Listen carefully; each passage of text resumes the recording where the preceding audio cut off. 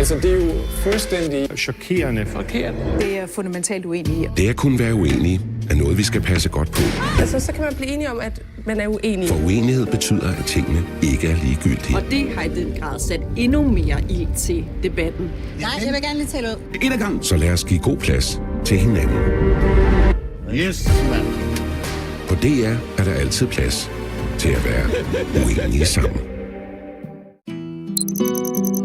Det der dating, det er svært. Er du sindssyg? Halløj! Og komme på den her tur, det er jo ligesom at barn, så få 100 kroner, så få lov at gå ind i en slikbutik. Jeg tænker, I godt kan kysse hinanden, når I kommer op på toppen. Det kan vi ikke, fordi han er forkølelsesår. Jeg vil rigtig gerne være her. Mændene, de er jo galante. Der er potentiale. Jeg tror selvfølgelig på, at der er sådan en soulmate derude. Stråler. Ja. Jeg skal nok finde hende. Se den nye sæson af Hotel Romantik. Det, der kan afhjælpe min ensomhed, er jo at møde en kvinde. Nu på DRTV.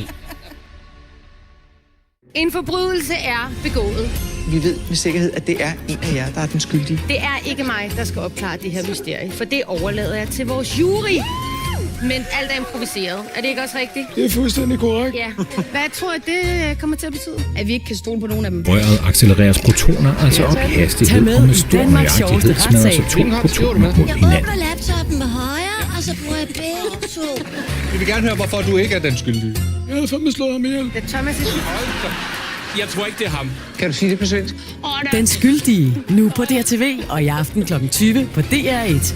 Hvilken håndbørste du tænder med? Er det ikke den? Lige nu den britiske dokumentarserie om dronninger, der ændrede verden, hvor historien om dronning Elizabeth den første bliver rullet op. Hun satte sig på tronen i 1558 og sikrede fred og velstand i næsten 50 år. Også igennem krisen, da en spansk armada på over 120 skibe lå i den engelske kanal, klar til at afsætte hende.